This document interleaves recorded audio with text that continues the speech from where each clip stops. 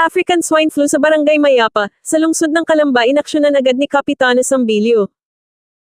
Makaraang may natukoy na posibleng may African swine flu o ASF ang ilang alagang baboy sa ilang backyard piggery sa Barangay Mayapa sa lungsod ng Calamba, at upang hindi magkaroon ng malawakang epidemya sa iba pang mga piggery sa buong lungsod, agad na pinagbigay alam ni Kapitana Vicky Torres Sambilio sa pamahalaang lungsod ang nasabing sakit sa ilang mga alagang baboy ng kanyang mga kabarangay.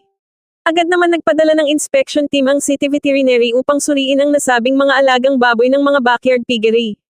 At matapos na positibong may natukoy na simptomas ng ASF ang ilan sa mga ito, ay pinaliwanag ng mga kawani ng pamahalaang lungsod sa mga nag-aalaga ng mga baboy, na kinakailangang maalis lahat ng kanilang mga inaalagaan, kahit ang karamihan sa mga ito ay hindi nakitaan ng simptomas.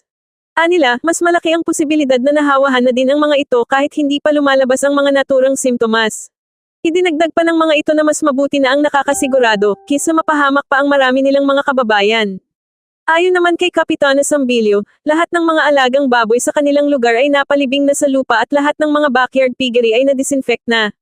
Pinayuhan naman ng Kapitana ang mga nag-aalaga ng mga baboy na palagiang ipasuri ang kanilang mga alagang hayop, upang hindi na maulit muli ang nasabing pagkakaroon ng ASF ang kanilang mga baboy.